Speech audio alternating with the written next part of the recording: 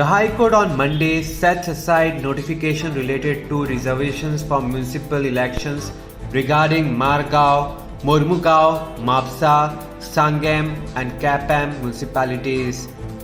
Directorate of Municipal Administration to issue fresh notification within 10 days. Election in these municipalities to be rescheduled. Goa leader of opposition Digambar Kamath reacts on this.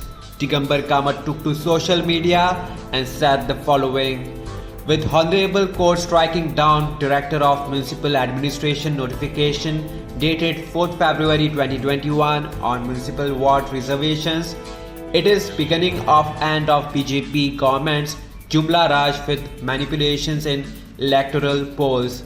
Let us all rise to save democracy.